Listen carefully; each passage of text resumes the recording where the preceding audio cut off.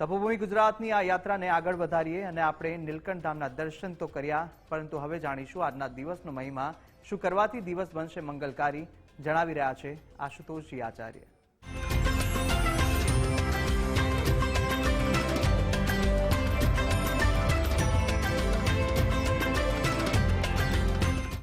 શ્રી ગણેશાય નમઃ. તપોભૂમિ ગુજરાતમાં આપ સર્વ દર્શકોનું હાર્દિક સ્વાગત છે. આજે જાણીએ દિન મહિમામાં. આજે તારીખ થઈ રહી છે 8 ફેબ્રુઆરી 2024. આજનો વાર છે ગુરુવાર. તિથિની વાત કરીએ તો આજે તિથિ બની રહી છે પોષ વદ તેરસ. આજનું નક્ષત્ર એટલે ઉત્તરાષાઢા નક્ષત્ર. આજના યોગની વાત કરીએ તો આજે યોગ બની રહ્યો છે સિદ્ધિ યોગ ને આજનું કરણ એટલે વિષ્ટિકરણ.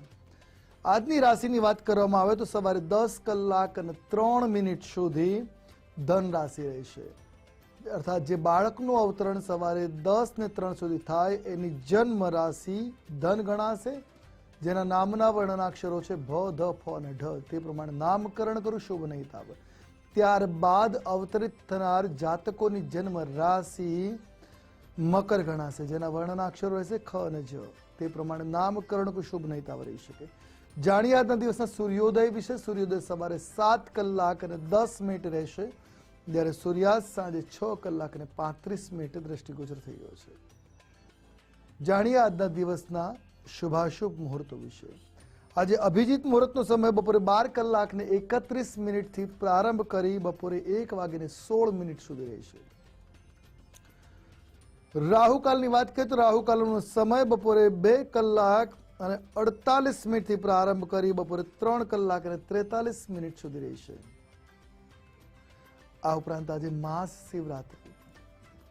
પ્રત્યેક મહિને આવતી શિવરાત્રી એટલે માસ શિવરાત્રી આજે રહેશે. આજે સ્થિર યોગ બની રહ્યો છે, જે રાત્રે 2 કલાક અને 15 મિનિટ સુધી રહેશે. આજે ભદ્રા, જે સવારે 11 કલાક ને 18 મિનિટથી રાત્રિના 9 કલાક અને 44 મિનિટ સુધી રહેશે. જાણીએ આજના દિવસના ઉપાય વિશે. આજે પીપળાને જળ ચડાવવું, પીપળાના વૃક્ષે જળ સિંચન કરવું આપના માટે મંગલકારી ઉપાય સાબિત રહેશે. આપનો દિવસ મંગલમય બની રહે.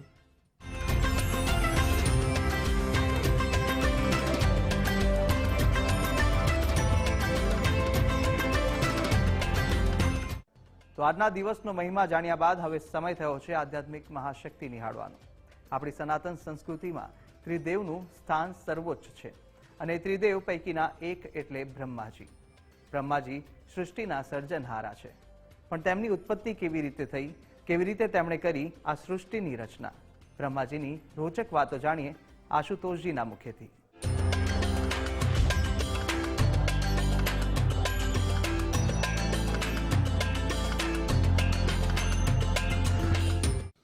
આધ્યાત્મિક મહાશક્તિમાં આજે વાત કરીએ સૃષ્ટિના સર્જનહાર એવા ભગવાન બ્રહ્મા વિશે.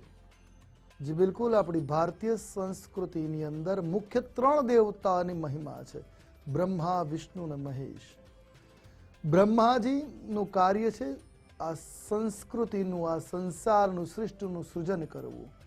નારાયણ એનું પાલન કરે છે અને અંત સમયે શિવ પુનઃ એનું સંહાર કરે છે. અર્થાત બ્રહ્માજી વિશે જે વાત કરવી છે, બ્રહ્માજી સૃષ્ટિનું સૃજન કરે છે. સામાન્ય રીતે સૃષ્ટિના સૃજનહાર બ્રહ્મા. બ્રહ્મા એક પદ છે. આ પદ ઉપર જે દેવ બિરાજમાન છે એ બ્રહ્મપદ, બ્રહ્મદેવતા છે. કહેવાય છે એમના આયુષ્યની અંદર એક દિવસમાં હજારો યુગોનું અવતરણ અને વિસર્જન થતું હોય છે. બ્રહ્માજીનો અત્યારે 51મા વર્ષનો પ્રથમ દિવસ ચાલી રહ્યો છે. પણ બ્રહ્માજીની સર્જન કરતા બ્રહ્માની ઉત્પત્તિ વિશે એમ કહેવાય, આ સંસારની રચનાની જ્યારે મનમાં કલ્પના થતા અર્ધનારીશ્વર ભગવાને એક તેજ પિંડ પ્રગટ કરી, ભગવાન નારાયણના નાભીમાં સ્થાપિત કરી અને ભગવાન નારાયણના નાભીમાંથી એક કમળ પ્રગટ થયું. આ કમળની ઉપર બ્રહ્માજીની સ્થિતિ માનવામાં આવે છે. બ્રહ્માજી પ્રગટ થયા છે. પ્રગટ થઈ એમણે જોયું ચારે બાજુ કશું શૂન્યાવકાશ ને કેવલ માત્ર બ્રહ્માજી છે. એમને થયું કે આ હું જ સર્વેશ્વરવા છું. પણ એમને એ જાણકારી થઈ કે જે કમલ દંડ ઉપર બેઠો છું એ કમલની રચના મેં નથી કરી, અર્થાત મારો કોઈ રચયિતા છે. એટલે કમળની નાળના સહારે નીચે ઉતરે છે પોતાના મૂળ સુધી પહોંચવા. પણ કહેવાય છે ઘણો સમય વ્યતીત થયો, એ કમલનાળનું મૂળ પ્રાપ્ત થતું ન હોવાના કારણે એ થોડા હતપ્રભ થયા છે. ત્યાં એમને એક આકાશવાણી શ્રવણ થઈ છે. તપ તપ શબ્દ સંભળાતા એ પાછા પોતાના ઉદ્ગમ સ્થાન એટલે કમળ ઉપર વિરાજમાન થયા ધીરે ધીરે આવીને, અને એમને તપશ્ચર્યા પ્રારંભ કરી. કહેવાય છે વર્ષોની તપશ્ચર્યા, હજારો વર્ષ તપશ્ચર્યા કર્યા બાદ ભગવાન નારાયણે પ્રગટ થઈ દર્શન આપ્યા છે.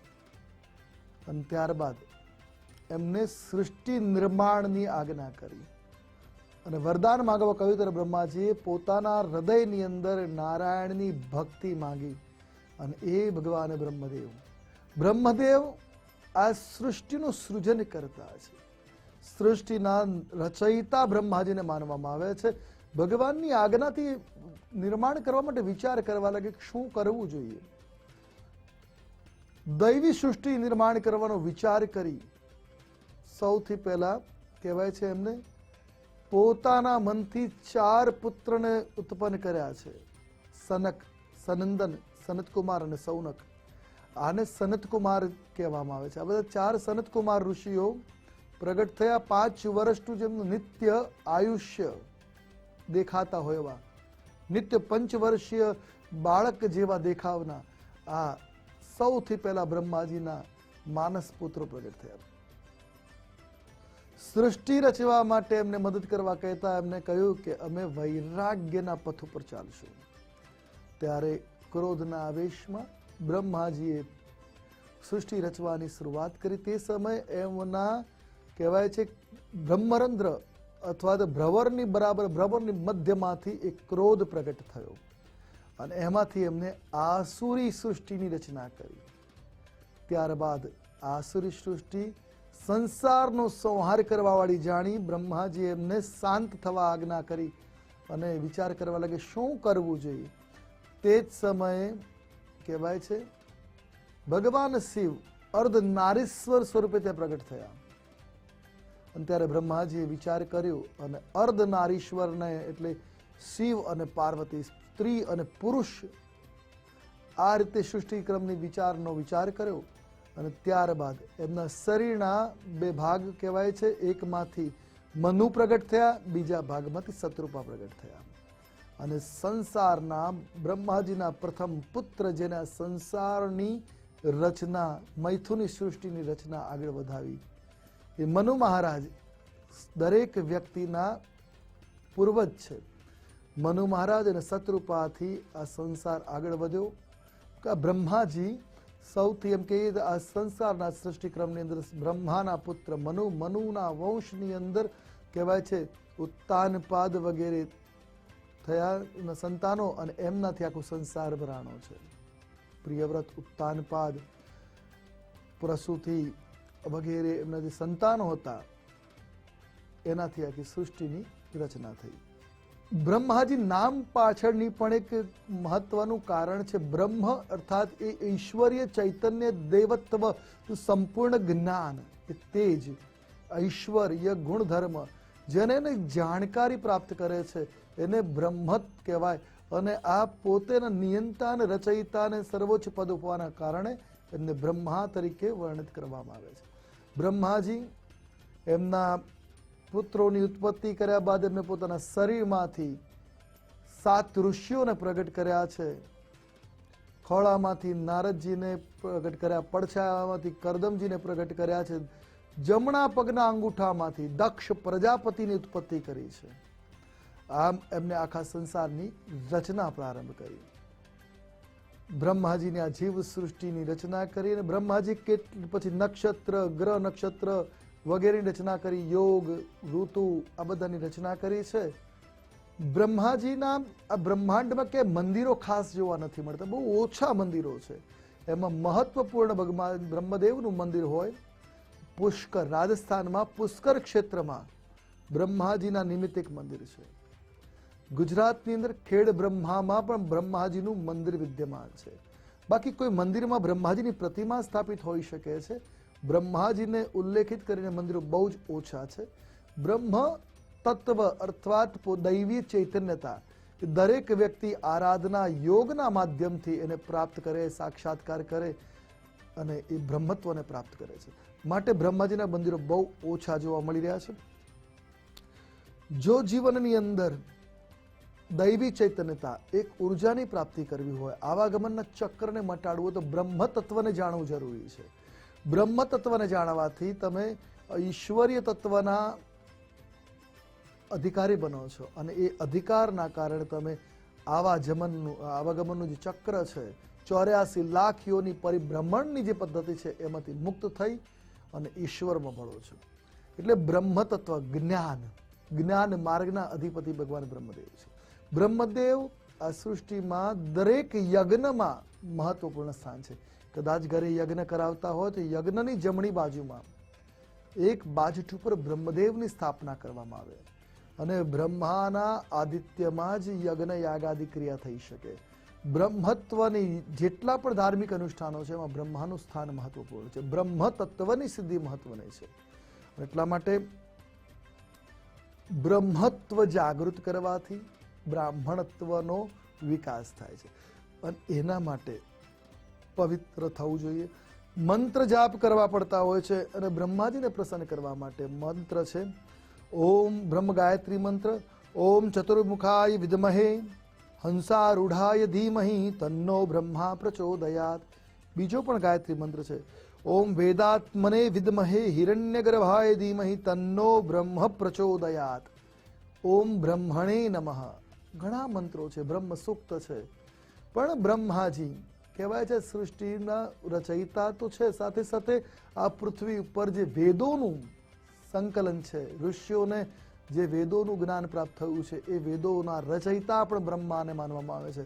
જ્યારે બ્રહ્માજીને પંચમુખી બ્રહ્મા હતા પણ એક મુખ અસત્ય ભાષણ કર્યું હોવાના કારણે ભગવાન શિવે મુખનો નાશ કર્યો એટલે ચતુર્મુખી બ્રહ્મા થયા.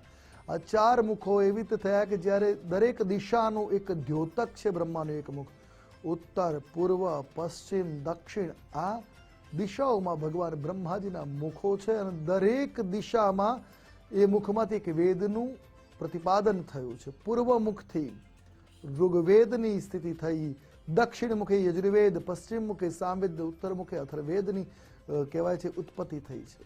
આ દિશાઓના એ વેદ અને એ મુખો બ્રહ્માના છે.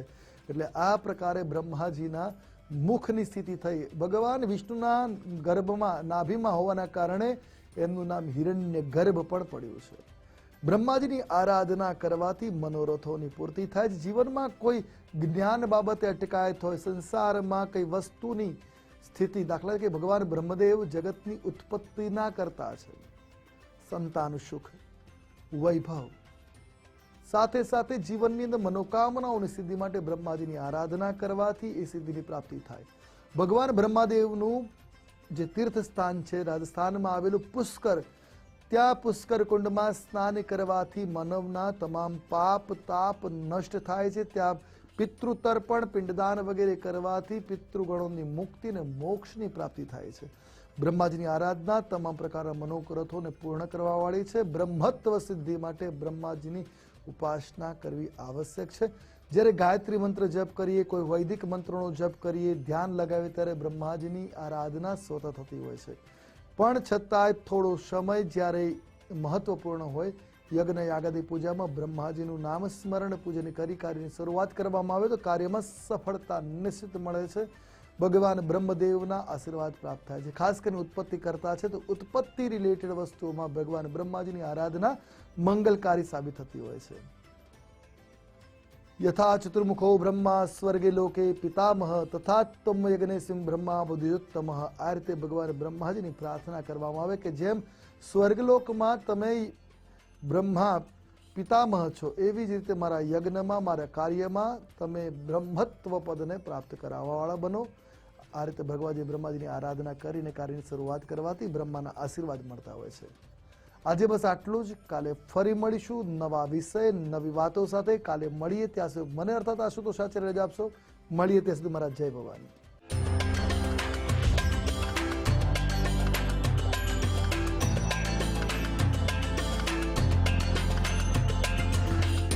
તો પોઈચાના નીલકંઠ ધામના દર્શન કર્યા બાદ આગળ વધી આપણે જાણીશું આપણી સનાતન સંસ્કૃતિની કેટલીક અનોખી અને રોચક વાતો. પણ તે પહેલા રોકાઈએ એક નાનકડા વિરામ માટે.